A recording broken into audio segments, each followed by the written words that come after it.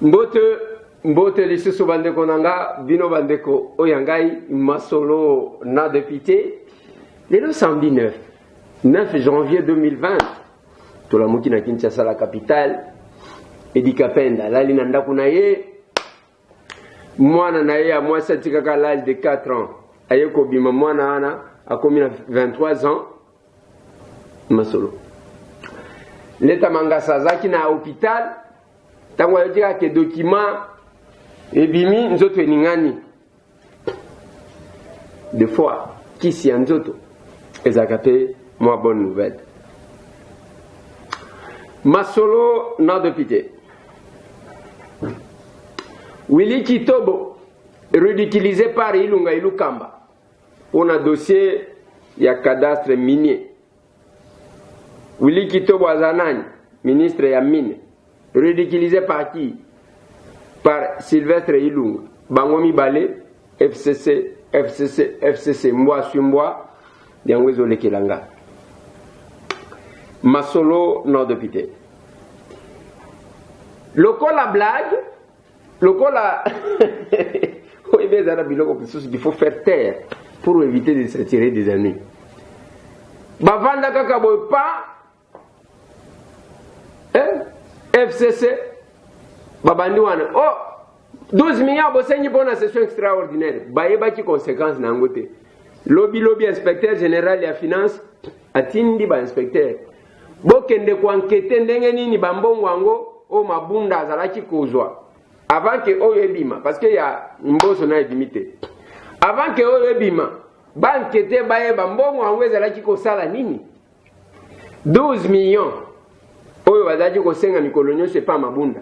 Et puis 7 millions ya mukolo moko ya congrès.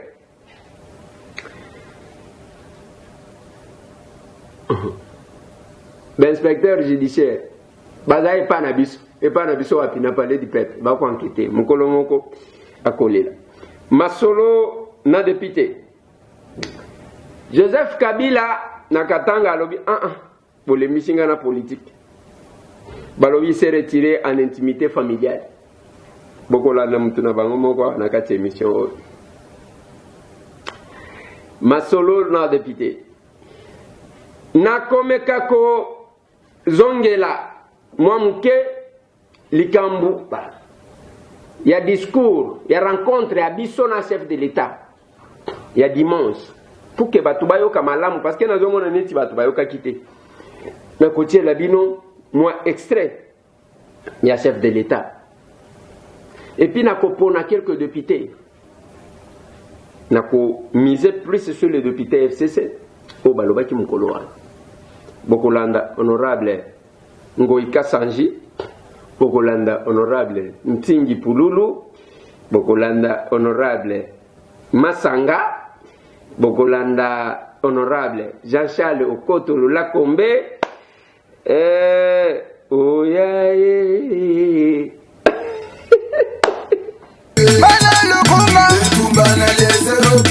Candidat na biso, oh yeah, yeah. Numéro allez, combien j'aime ça. Masolo na député bande konangai tokomeka ko passer en revue makambwana yango na koloba lobby nazo compter ko kende lobby dimanche oui lobby dimanche nazo compter ko kende komona mama na ngai oyo azana orphelinat oyo azobelelanga na homme de vieillard nazo compter ko kende kuna mais nazali susu na sango ya mawa. Je ne sais pas qu'est-ce qui se passe. Avant-hier, bakeko kote la mwana oyo, Dieu merci kabang. Bazane loko amalonga te, bake bakote libango, bazinyoso. Mwana wana na koko na ye, eloko nini amalonga oyo bokende koluka, nanda kuna bango. Les gens sans cœur.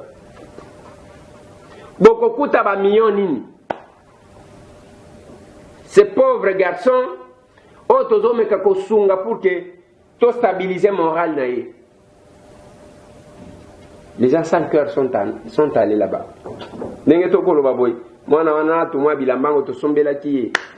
je ne sais pas ceux qui vont même babeki, chaise roulante, on appelle ça. Je ne sais pas. Ça nous dérange. Et avant de développer Bamakambu, j'insiste, bande konangai, aux apembeni à érosion basala kate, ndakunawe kenda, et chaque jour, aux sous menace, ya kenda kwezo kende, tous les quartiers, Tolobi, bientôt là, mes équipes sont en train de travailler avec vous. Bao va contacter Nanouté, je vais vous donner un numéro pour que vous contactez pour Bossala bloc ensemble. Je vais vous passer un numéro. Oui. Numéro O Nazope Sabino et Zapona. Oza n'a pas à participer. Pembeni a pas Nabino et rejoint Zali. On doit organiser une marche. Moko Yake Batouba senti qu'il ne faut pas blaguer. Ils doivent comprendre. Bango Bakola la bien. Bon, au comment on a si babani nazo pes exemple ya du mes. Yango wana ba image. Tokenda kuna l'état s'est débloqué mbongo. Basi babandi ko travailler après babwa ki siné to ko lo baboy. Mbuleye ba meminios. Éternel recommencement. Et les gens sont en train de mourir. Le numéro c'est le plus 243 900 donc 900 810 867 plus 243 900 810 867. Ce qui wana ujumutute au bengi na numéro yami bale oyo plus 243 899 517 380 plus 243 899 517 380. Ozana problème oyo ya kenda ku yango ezokende. On a tout intérêt ya que to marché to faire sentir bao bakoya d'accord. Bao bakoya te na koya ka kuna te boko benganga boko lemba. Et je vais demander à mes collègues de Pité, tous à l'ensemble pour marcher avec cette population. Parce que Tokenda va bureau tout. Makan ya ba érosion. Tokenda OVD, Tokenda OVD, et Tokenda OVD, Tokenda office de route, Tokenda et pas ministre Ngopos, Willy Ngopos. Tokenda kuna autant de fois des promesses, réalisations exaltées. Je vais vous dire où est-ce qu'on va aller. Point de chute Kozalawat.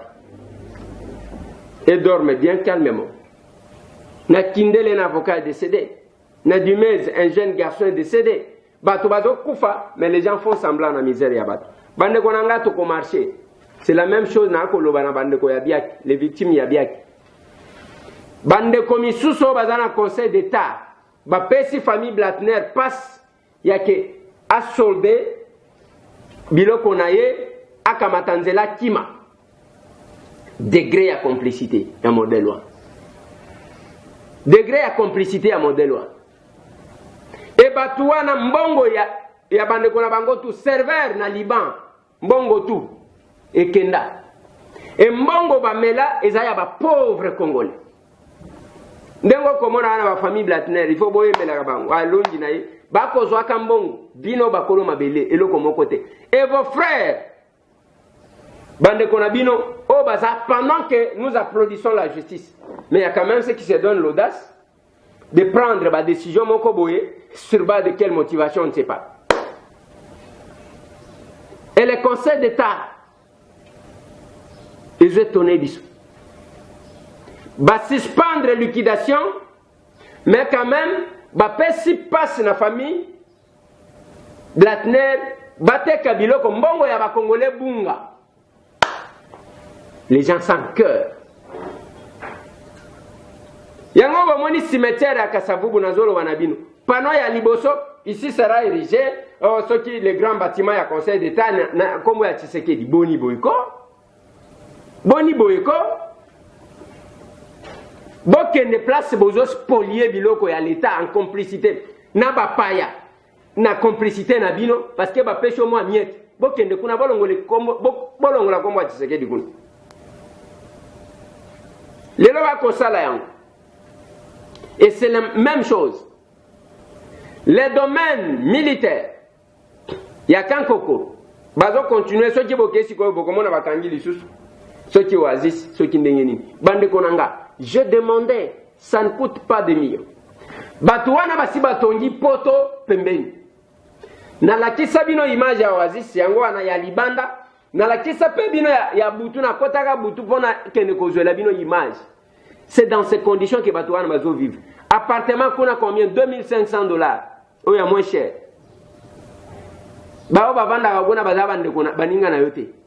Il y a moins cher, $2500. L'appartement, Bazo faire louer jusqu'à $10 000 les mois. Un mois, donc au Lalibo, un mois, $10 000 au foot. Non, Oasis. Mais bas soda, bas koloma belé, baza pembeni. Ils sont dans quelles conditions? Attaque au tongela bango quelque chose. Boko tata na kachakan. Bandela nyo sotu wane bukana bukana. Donc, soda, azana droit ya ko vivre malamute. Même domaine militaire na ye. Bazali ko spolier. Moi, je pose la question. Les conseillers à chef de l'État. Bino Bozakun.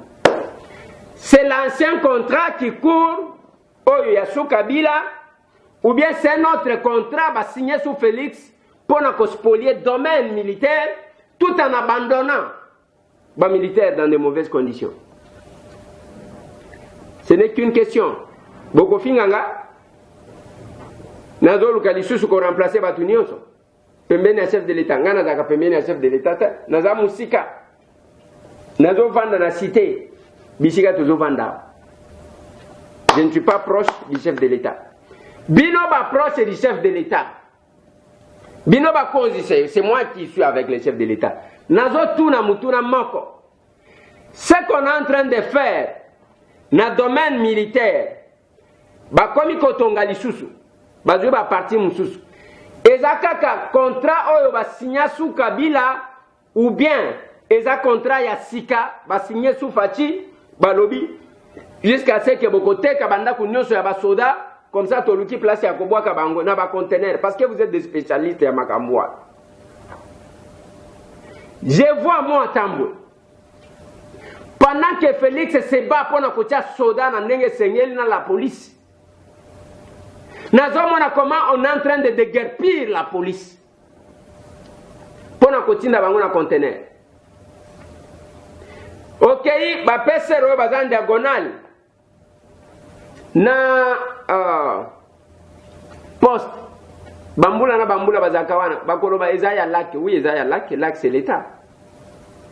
On ne peut pas déguerpir un service de l'État kaka ndengo na botiki bango na balabala balongoli bakeko tia na conteneur tolakisa bino ba conteneur bande konangai bake même place tokena koluka tata moko mukolo azo retracer histoire ya bâtiment wana bake kuna o ebimi mukolo nango azalaki soki na Goma ainsi de suite ebima kaka ndengwana ndenge toyoka famille sendo ebima ka wana na limité basilisa ba mapango abatu basilisa ba mapango abatu en complicité avec les officiers supérieurs de l'armée et le haut magistrat. Je sais de quoi je parle. J'ai déjà fait un élément comme ça. Na mona kombo moko etangama na yoka chair de poule.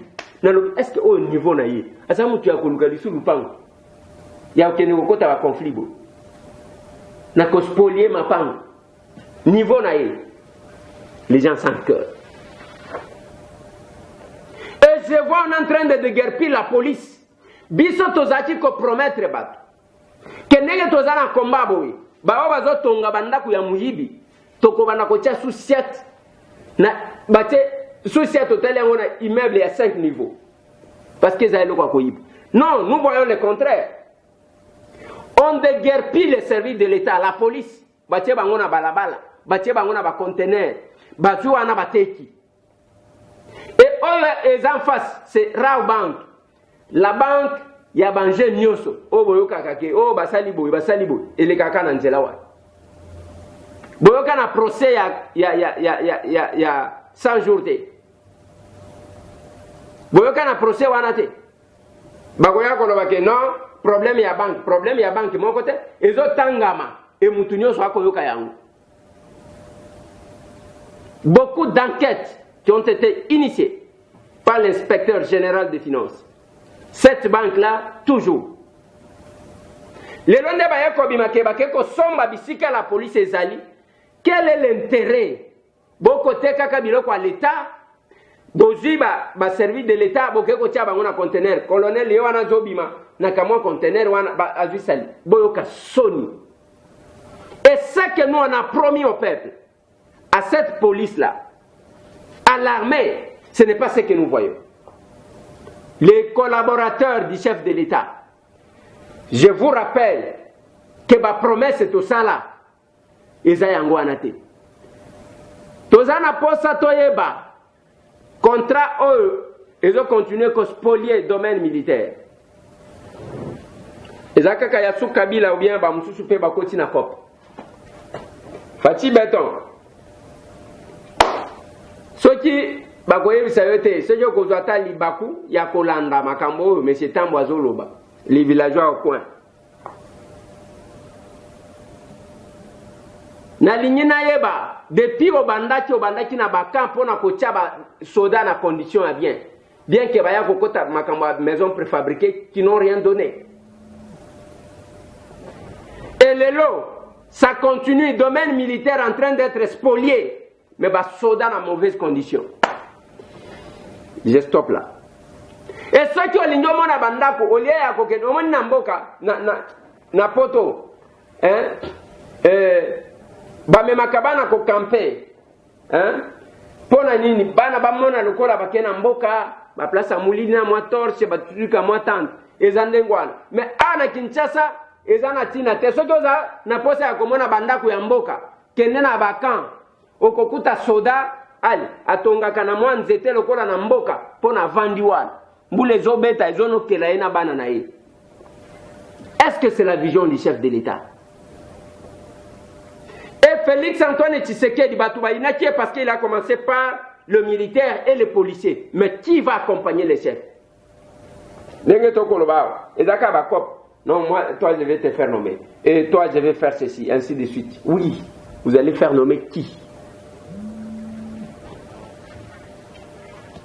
Mbote na bande kotu bakola nanga na faraje na kanisi bino mokolo mwalelo.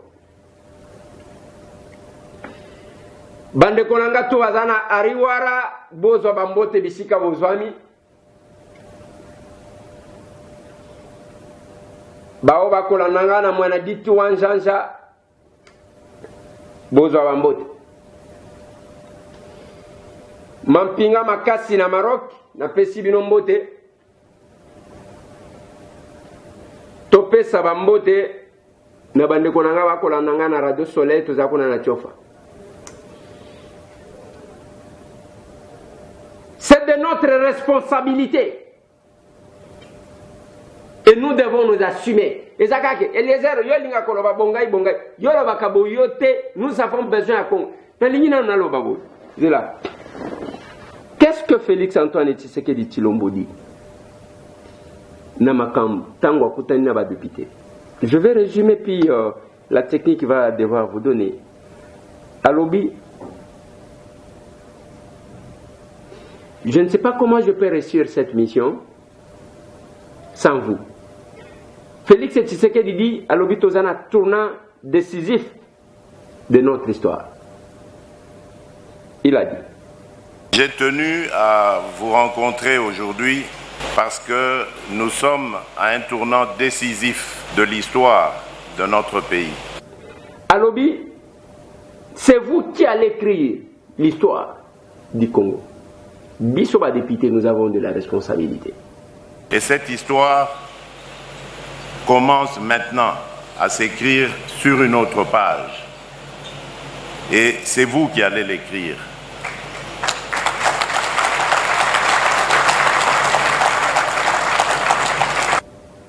Félix Tshisekedi dit que je veux une nouvelle Assemblée nationale. Donc, image, je suis à député. Vous êtes des représentants du peuple. Et moi, je veux une nouvelle Assemblée nationale. Je sais que vous êtes capables de nous donner ce Congo-là, parce que l'Assemblée nationale qui va sortir de cette session extraordinaire qui va arriver, je parle de l'Assemblée nationale, donc j'entends la majorité qui va se consolider après de cette session, seront appelés évidemment à transformer ce rêve en réalité, de nous donner ce Congo que notre peuple attend depuis bien longtemps. Et ce Congo est possible.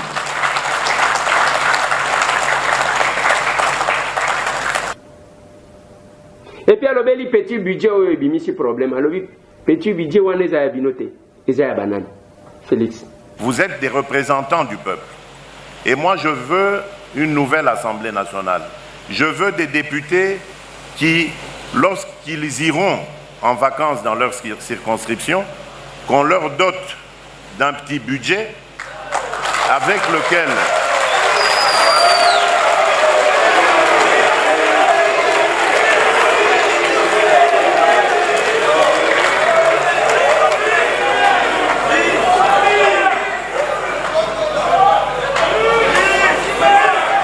oui, mais attention, le petit budget, c'est pas pour vous, hein? Le petit budget, c'est pour que vous arriviez dans votre circonscription, que vous puissiez faire face aux besoins que vous rencontrerez et que vous ayez la possibilité de pouvoir vous déplacer et aller enquêter, recueillir les informations nécessaires à ramener. Félix rêve d'avoir les députés qui fait trembler. Députés qui ont membre du gouvernement et mandataire. Je veux une assemblée nationale qui porte vraiment son nom, qu'il soit une véritable représentation nationale de notre peuple. Il faut que désormais, dans les entreprises publiques ou ailleurs, là où sévit la corruption, lorsqu'on entendra qu'il y a une commission parlementaire qui va venir là-bas, que l'on tremble.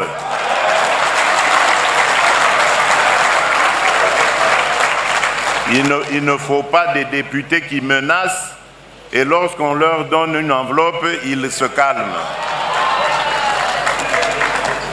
Nous voulons une représentation nationale qui porte réellement son nom. Les députés à Wayambar Kakabouité. Et puis, place Soananda Talaki Bandeko, il y a Estalo Bibino, de la ligne Boye Bisabiso, pour que Tossil Sabitumba. Boye Bisabiso, qu'est-ce qui se passe pour nous mettre sur le piste? Naza magicien. À nos députés, frères et sœurs qui ont été élus par nos compatriotes de l'Est, donnez-nous les informations nécessaires. Qui est réellement le véritable ennemi du peuple dans ce coin-là? Nous allons le neutraliser. C'est de ça que nous attendons de vous. Aidez-nous à aider le peuple et vous allez voir que 2023, puis ensuite 2028 et puis peut-être après 2033, vous serez toujours aux affaires parce que le peuple vous sera reconnaissant. Et puis tant que mbongo bato bazo promettre bato bambongo. Alobi na bango ndenge Tshisekedi aloba eza mbongo na bino. Fati. Que vous avez trahi. Ce n'est pas vrai.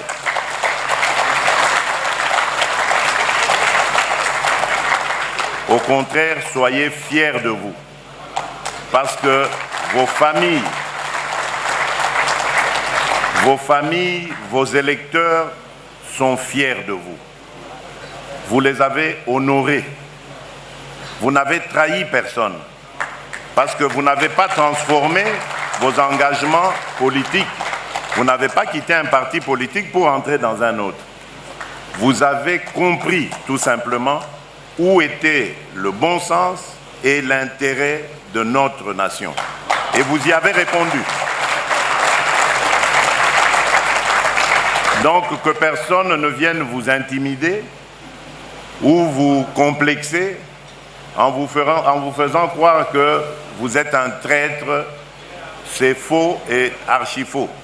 En trahissant, là vous aurez trahi, en trahissant, vous faites du tort à vos familles, vous faites du tort à la République. Faites comme nous conseillait le leader Maximo, comme on l'appelait affectueusement, notre cher Étienne Tshisekedi. Il disait, ezali mbongo ya peuple, soki bapesi yo ilia yango mesala mosala na yo. Ezali mbongo bayibi bino, soki bapesi yo lia yango ezali ya bino, mesala mosala na yo. Oyo peuple azali kolinga. Nalingaki na tchela bino ba mo extrait one ya chef de l'État. Biso ndeto kokoma. Alors je ne vois pas comment je vais réussir la mission soki bino bozate. Donc le chef de l'État a besoin d'une complémentarité. Bino ba collaborateur na ye. Ka kolata ka ba veste ko sala ka ba ambiance. Prouvez-nous de quoi vous êtes capable. Boti ke la ka patriarche qui te Jésus te. Tout ça vient de ce vieux-là. Tout ça. Bongo bino kaka kolata ba veste ko vimba. Compliqué. Compliqué. Yango ko komona bande kolanga lelo na uti ko yebisa bino ke ba inspecteur de finances baye. Mais c'est qui yenda ko za la responsable parce que muto abendeli mabunda. Mama batu ero azobela soki na Dubai kuna. Akoya ko bwaka ngunda na Dubai. Likolo na yo. Parce que c'est elle qui doit répondre sur la gestion. Il y a fonds publics. Parce que les amont à l'État, les amont à boutique. Obimisi makambo, bosani que l'administration a lobby boende basengaka. Mbo sokutu a discuté na bango. Je vais rappeler une chose. Qui oublie que va proposer qui l'honorable Mbosso $1 million. Namutuka. Avant élection oyo toyeko kweisa bureau ya collègue na biso mabundu. Nana bosani yango. Les 1 million, bino nde bokorom. Lelo, ba mususu bakolo. Aw. Balobi mbo, voilà. Bakangeli ba député. Ba député bakangela kina ndaku, bazaki 150. Kamata téléphone. Tobenga raïs, on va lui dire que nous sommes plus de 300. Plus de 300 comme on a le cola. Tokosi, toro bakaka 281. Allô, Chinarambo, Raïs, Apatuko 285 députés. Ah, monsieur, vous êtes à 285. Ok. Vous allez le démontrer demain. Siko, wana bakangeli mutu. Bakangeli ba député. 150, bakosi soki 285. Quand il y a que toza 305, bacha batu 50 boy bakanga photo. Token de siko babi misambongo. Ils ont donné à nos collègues $5 000, $5 000, $5 000. Ba calculé à 285. Alors que ma collègue bazaki à 150. Babi misi 150, $5 000 multiplié par 150. Alors que Mongo et Bimati Zaki à 285. Où est partie la différence? Voilà le pourquoi de l'agitation. Agitation à place wana. Justifier Mongo. Oh voilà. Bino. Okomi ko embrouiller na lobaki mukolo moko akole. Les lobes inspecteurs des finances bayen l'Assemblée nationale. On va voir. Tokoye ba transparence na bonne gouvernance. Na gestion ya malamu obo lingi ko faire croire à l'opinion. Ils ont un problème, l'inspecteur général des finances, IGF, n'azim bator chenaye à l'Assemblée nationale. Monsieur l'IGF, voici ma demande. Naza membre ya chambre one, naza na posa ya que le rapport soit mis sur la place publique. Et d'ailleurs, je dois vous annoncer que na koluka IGF na sala na émission. Na tuna nanu ba makambango. Oui, c'est maintenant Zoban. Je vais le recevoir avec beaucoup de questions. Oui, et de bonnes questions. Tozana posa ya rapport wa. Lelo bandeko. Okomona batu bazolongwa ka moko Kabila yewan. Ngate mtu nazoloba. Bakoya koloba ke ngande mtu naloba. Avant que nache labino batu. Parce que il y a les gens qui sont là en train d'insulter batu misusu pamba. Voilà. Na linyi tozo andeko moko. O bandeko na biso atap Congo bazui qui parle Kabila Zawad. Comme il l'avait dit, les quelques réunions politiques qu'il y a eu, il l'a eu avec la commission de crise et même l'équipe de coordination du FCC. Mais pour l'instant, toutes les équipes sont à Kinshasa et ils évoluent au niveau de Kinshasa. Donc l'autorité morale est aujourd'hui en famille. Il n'y a pas de grandes réunions. Est-ce que dans ce fief de Joseph Kabila, le Katanga, les réunions du FCC se tiennent par rapport à la situation au sein de la coalition politique? Les réunions, à proprement parler, non, mais le chef, il est à Lubumbashi en famille, il rencontre des personnes en famille, ça c'est proprement des questions familiales, c'est-à-dire les jeunes rencontrent, les différentes couches de la population peuvent le rencontrer. Est-ce que Joseph Kabila s'est définitivement installé à Lubumbashi ou il ira dans d'autres provinces du pays? Nous ne pouvons pas dire qu'il s'est totalement installé. Lubumbashi, c'est sa ville. Je pense que demain, il pourrait être à Goma ou, je ne sais pas moi, au Maniema. Voilà. Donc, Mikolonio Soro, Joseph Kabila azalaki en famille te.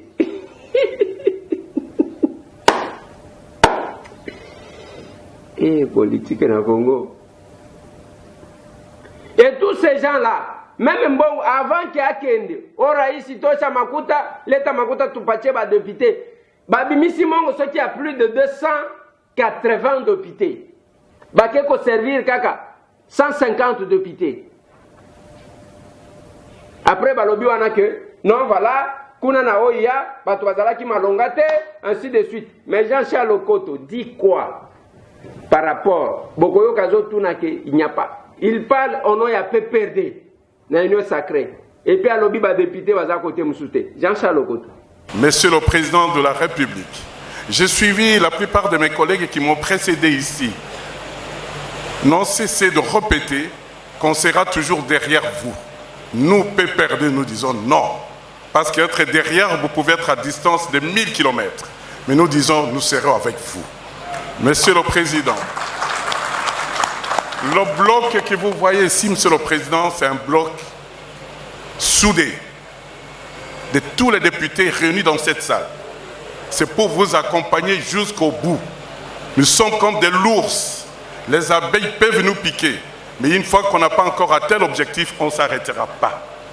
Monsieur le Président, je crois que le temps des discours est révolu. Aujourd'hui, nous voudrions tout simplement vous dire, vous rassurer que nous serons avec vous. Par ailleurs, Monsieur le Président, dans votre discours d'entrée de jeu, vous avez dit que nous nous avons surpris aujourd'hui. Vous ne vous attendiez pas à un boom démographique des députés. Mais je vous demande tout simplement, Monsieur le Président, soyez modeste. Je ne sais pas s'il y a encore d'autres députés ailleurs. Franchement, si vous regardez autour de ma table, il y a quelqu'un qui était toujours hésitant, mais aujourd'hui, ça ne vient pas de lui. Ils sont nombreux. C'est la base qui a dit, si vous n'y allez pas, vous ne mettrez plus jamais de pied chez nous. Voilà. Ça, c'est Jean-Charles Lokoto qui répond. Alors, député, député Bazali. Et au même moment, mon collègue Ngoïka Sajalobi, il faut suivre la voix du peuple. La voix du peuple. Et la voix du peuple, c'est la voix de Dieu. Le peuple s'est exprimé en plaçant sa confiance au président de la République, son Excellence Félix Antoine Tshisekedi Tshilombo, pour lui donner la responsabilité de diriger ce pays. Il lui a donné une vision. Cette vision, la vision du peuple. Moi, je ne peux pas aller à l'encontre de la vision du peuple, parce qu'en ce moment-là, je ne serai pas en accord avec Dieu. Voilà pourquoi j'ai écouté la voix du peuple. Je suis venu répondre à cette vision du peuple qui est la vision du chef de l'État. Ah, ok.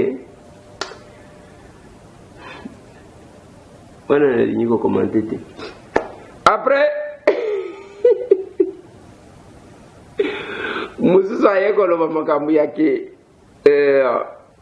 il faut les chefs réunis. Asangi Sibanani, collègue Ntingi Pouloulou, lui-même au Chapalé. Le président de la République a réuni tous les députés qui ont accepté la vision de servir le peuple. FCC, Lamouka, Cash. Donc, celui qui n'est pas avec nous est contre vous, le peuple. C'est tout ce que vous devez retenir. Celui qui n'est pas avec nous ici est contre le peuple. Félicitations, collègue Ntingi. Pour ça, il faut éviter prochainement, collègue, conseil, nazo pèse en tant que collègue. Prochainement, il faut éviter cause à la moukala. Parce qu'il y a des vidéos, il y a des émissions salati avant. Et avec ça, ceux qui t'ont dit qu'on y a soumis à l'étoile, oyo, na oyo, t'ont dit kaka, t'ont dit émission na yo, il y a avant. Et puis, t'ont dit ce qu'on va proposer na yo. Parce que nous sommes encore loin. Il y a cause de la classe politique où tous en oppose.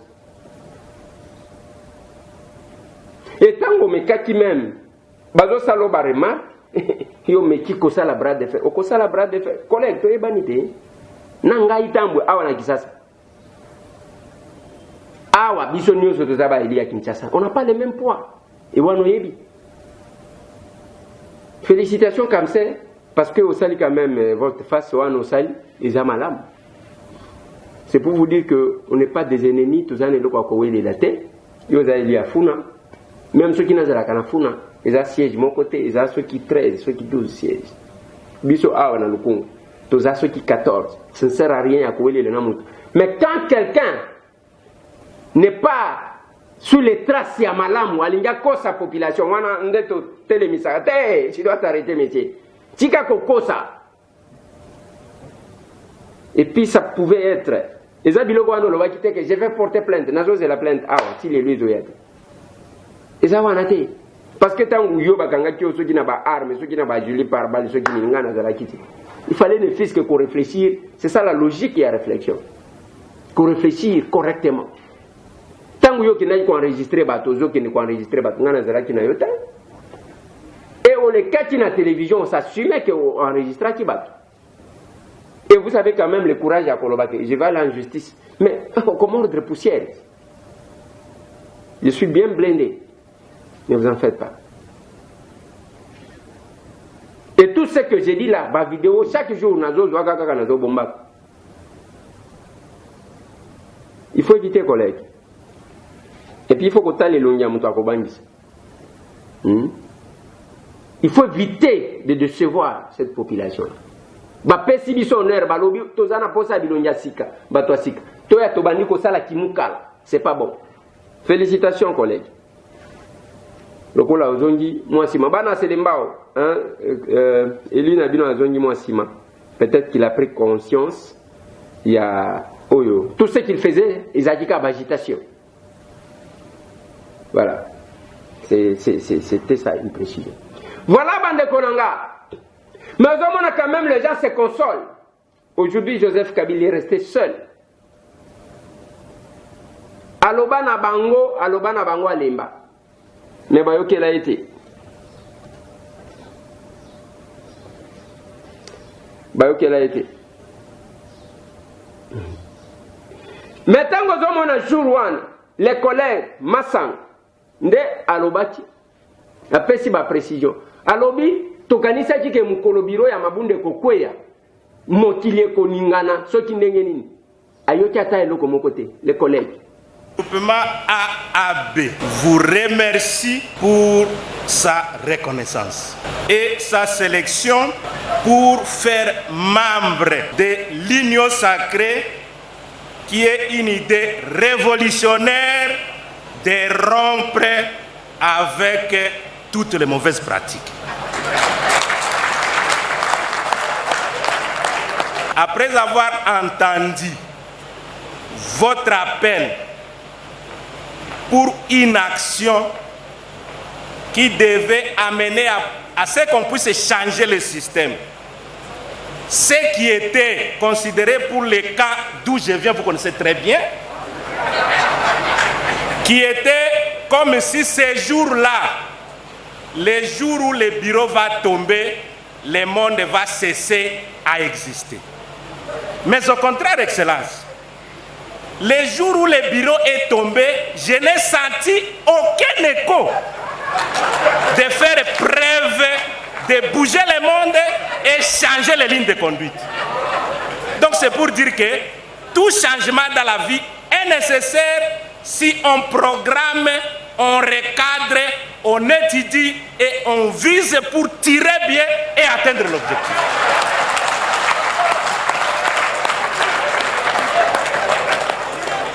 Excellence, les AAB vous confirment, vous affirment et vous réaffirment son adhésion à l'idée de l'union sacrée et présente sa disponibilité totale à tout instant que vous aurez besoin. Voilà. Aucun écho. Bato bakanisa ki ke soki birwa mabunde kwei donc pour tout le commande. Aucun écho. Voilà. Depuis que j'ai commencé ba député on a kozwa. Eza ba député o ba uti na FCC. Ngoika sanje FCC. Jean-Charles Okotokuto ye wana lobi PPRDM Ntingi FCC nani oyo masanga na uti kozwa FCC. Na limina bakisa un autre FCC Patrick Mouyay. Monsieur le Président de la République, tout à l'heure, quand je vous écoutais parler, j'ai dit Amen plusieurs fois. Je suis sûr que vous êtes encore sur les effets des l'onction que vous avez eues après les 3 services que vous avez bien voulu organiser. Ce matin, avant de me préparer pour la réunion, j'étais à une église où on m'a dit Koyoka Sonia Robina te bomona yi mokonzambo kate nenga bine la kinkolo. Monsieur le Président, peut-être que les gens ne se rendent pas compte de la portée de cet acte. Aujourd'hui, vous dirigez un pays réconcilié. Si vous voyez tous les députés en face de vous, dites-vous, Monsieur le Président, que votre foi a payé. Monsieur le Président, tous ces mondes que vous voyez devant vous est venu non pas parce que vous avez quelque chose de spécial à offrir, mais parce que vous avez une oreille attentive et que du haut de vos fonctions, vous faites preuve quotidiennement d'humilité. Et c'est ce que nous avons noté dans l'attitude du commandant des troupes qui, malgré ce qu'il a subi à l'Assemblée, l'a transcendé pour travailler pour que le Congo puisse gagner. Et donc, s'il faut revenir à ce que le Paloué allié veut dire ces jours, Monsieur le Président, vous êtes l'héritier d'un combat, le combat des pères fondateurs, de ceux qui, depuis 1960, ont dit non à tout ce que vous avez dénoncé, de ceux qui ont perdu, et de ceux-là, votre père que vous avez bien évoqué, mais aussi le patriarche Antoine Gizenga, ont consacré leur vie pour la survie de ce pays. Voilà. Bango ba uti kuna bazaki na Joseph Kabila. Balobina tomona mokonzia. Oya yoke la kabakite lokola yo. Mais c'est temps boité muto alobi. Était alobi wana nazo mona ozana nu na onction. Ya oyo utaki ko organiser. Je referme cette parenthèse là. Aucun député de l'opposition a lobby wana te. Bao ba uti FCC ba yebi famille na bango. Nde place bokolo ba wana ke vous rêvez, on sera surpris. Nanini stratégie ba etalaka yang. Oh biso tozana stratégie zela bokomona. Pour vous consoler pourquoi? Ba mendi ils sont partis.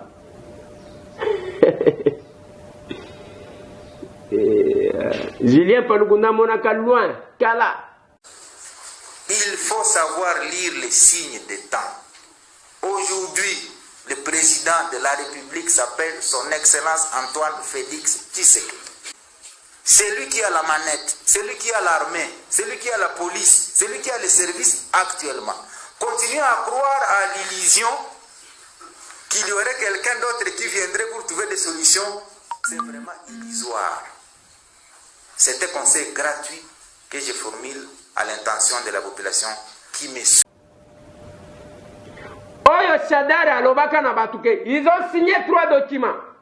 Tolingi toka, ils ont signé combien de documents? Un succès, un honneur. Voyez, après réunion, ok, libéral. Keba. Excellence, Keba. Lobi Nazalaki na bino na salle. Osinyaki Mikanda Misato. Andeko. Bajo wana basinyaki Mikanda Misato.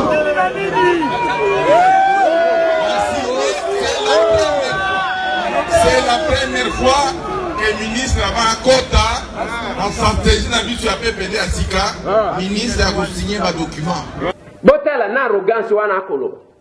Mutu aza prêtre te, mutu moka ka prêtre. Ye wana komike azo vivre na intimité na. C'est pas possible. On a tout intérêt de changer certaines choses.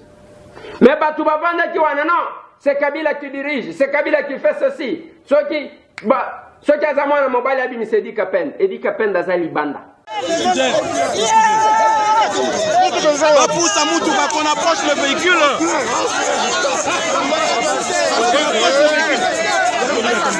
Laissez passer.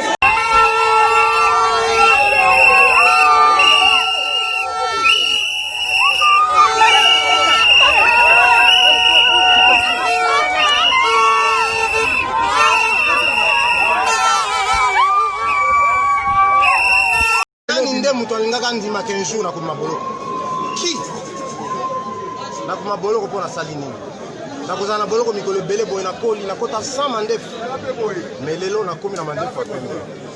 Merci beaucoup. On m'a accusé d'avoir été en complicité avec les autres pour la mort de M. Kabila. J'étais militaire dans la force navale. Dans la force navale. Vous étiez là? Oui, mais j'ai été arrêté. J'ai survécu 7338 jours, je répète. J'avais un mot, c'est en politique. C'est ce que je voulais dire. Je ne sais pas combien ça peut m'écouter, mais laisse-moi le dire parce que vous êtes là. Edi Kapen d'Abimi, l'État Mangas Abimi, Césaire Muhima Oyazalaki ya Aner Abimi, Théodore Kibonye, il y a deuxième Abimi, Ba Jojo, Ba tout Tozalaki na ba. Na prison tango Tozalaki. Babimi, ba famille na bango lelo, yo poussana kuna, kene kolobake. C'est Kabila qui dirige ton dimayo. Est-ce que ces gens-là ont le courage à cause de la vidéo, ya kolandisa quand même, que na loba boy, na zo bakisa boy. Yango na kolobaka na bino, mupaya kaka ne amelaka maye kufela mbwa. Même ceux qui muto alobi na tongo alobi eloko mususu. Na midi alobi eloko mususu na poko. Yo zavan et puis ozobenga ngatam. Non, toyoki mutu boy alobi tala, vanda, ne me partagez jamais balien ya buzo bawa. Ko partager ngata, kende na poubelle bisika yo lingi ko kende na poubelle. Oyebi eloko nini ozolanda.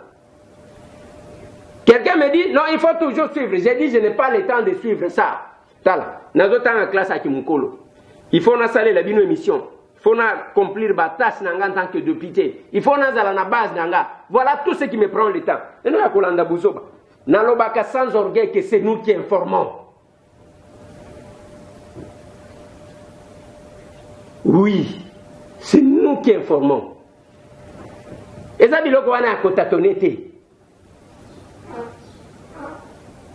Batu balobaka nyo sacré balingi babima lobi to zakina Moïse Katumbi azongi ayeki sasa bakeko kutana nande kona ye bakokutana 10 000 fois oyi nyo sacré balingi babima to landi boy c'est nous qui informons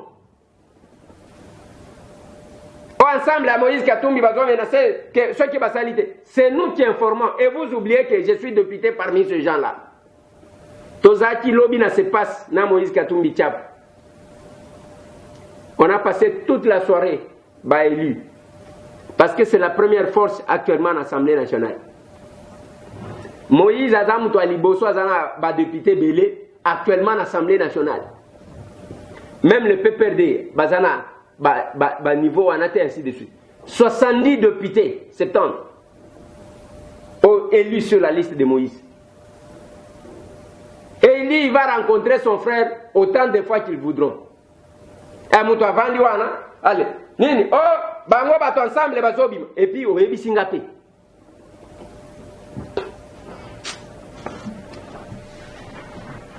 Baoyo babimi boloko, balobi tozo senga réouverture ya procès ya Monsieur Laurent Désiré Kabila. Mais mukolo moko akolela.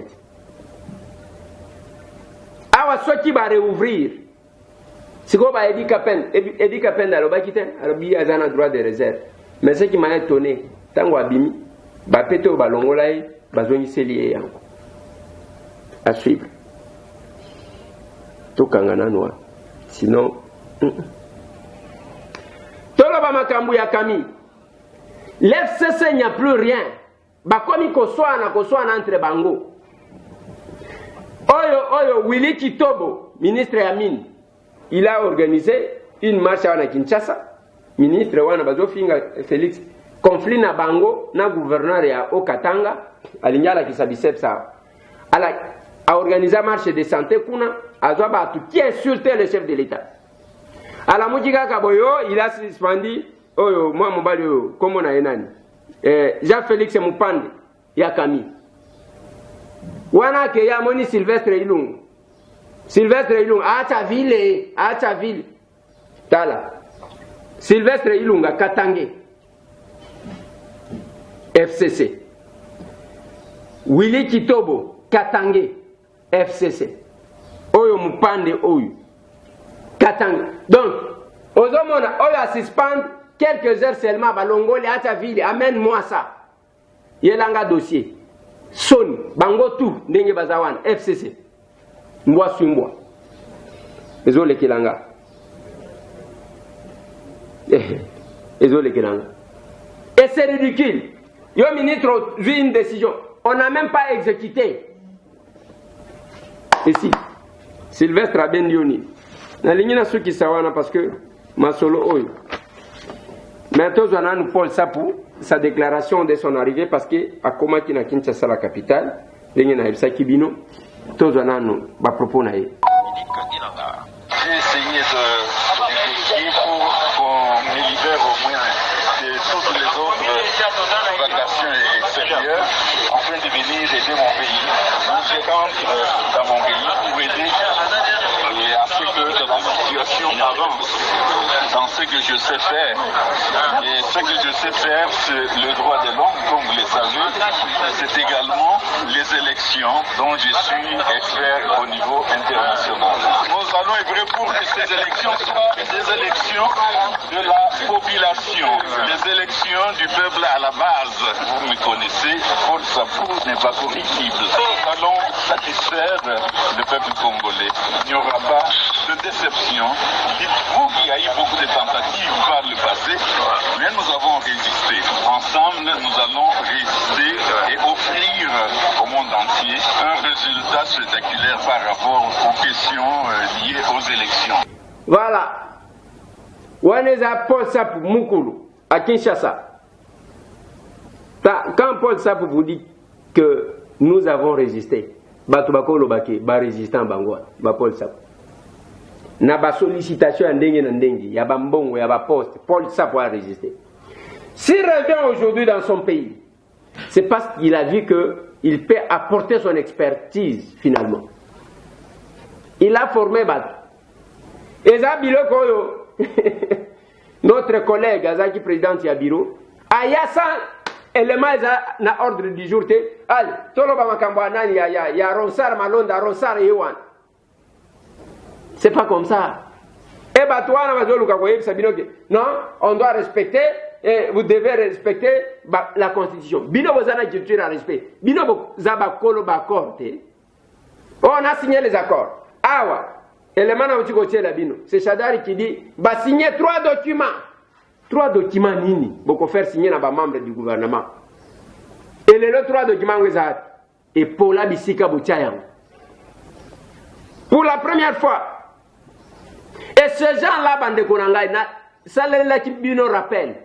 Je vous ai mis 7 éléments ya tangu bozoyoka ba jeune na bango bazo préparer kobeta basango kobeta te omoni sango na sultani otie ono di pe kanga na sultani ye motika wapi kanga viva alobi kobeta te otobola te kobana sultani te bato ya sultani bazali bato ya lokumu soki omoni mutu ya sultani ali kotaba nzela azali ya poster kanga ye okende wapi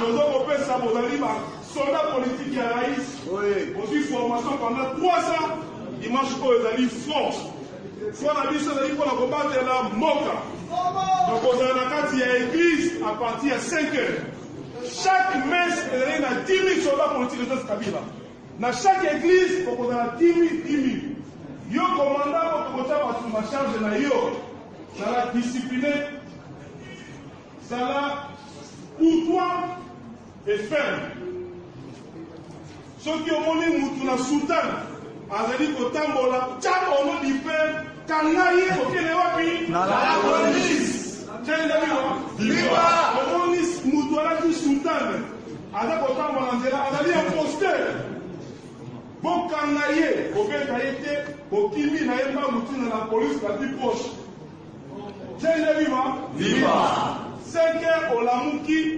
opengi komanda bengi bokuta so bokuta na ndenge to so instruction na messe na bino kobangela ko moko te soki okufu mokolo wana okende lola boye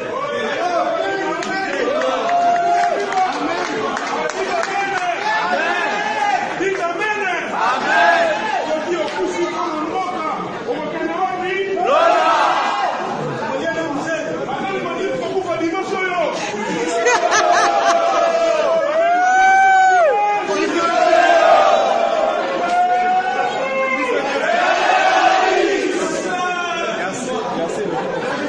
Ok. Boyokiang. Et le lendemain, qu'est-ce qui s'est passé dans Basango?